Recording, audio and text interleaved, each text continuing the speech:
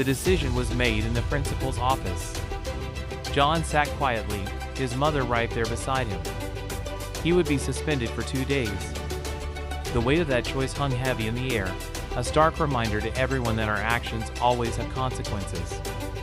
For John, the consequences were just beginning to unfold, extending far beyond the school gates. The ride home was uncomfortably quiet. John couldn't bring himself to look up from the floor, and his mother's worry seemed to fill every inch of space between them. The silence was thick with unspoken words, a heavy tension that signaled what was coming.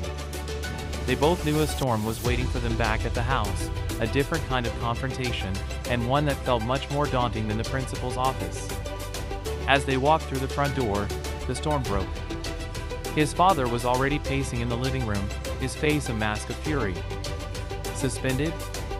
For fighting?" he shouted, his voice booming through the house.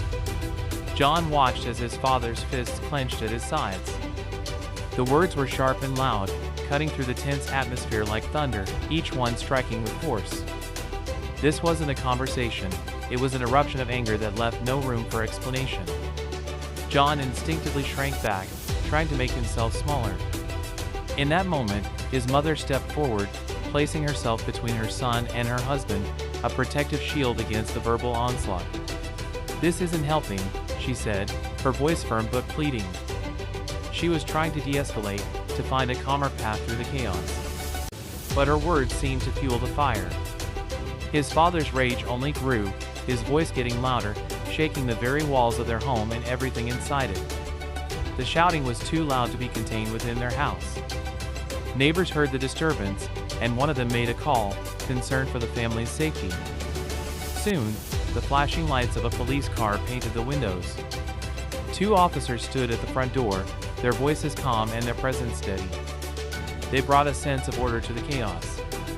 Suddenly, the home was no longer just a private place of anger, it had become a scene of accountability, where actions had to be answered for. The night ended not with a resolution, but with a cloud of unanswered questions. John sat quietly in his room, the sounds of his mother speaking softly with the officers drifting down the hall. His father was silent in the kitchen. What would happen next? The foundation of their family had been shaken. Join us for part 12, where we'll explore how this family begins to face the truth and find a path toward healing after the storm. Thanks for watching Creative Talk. Remember to like, share, and subscribe for the next chapter.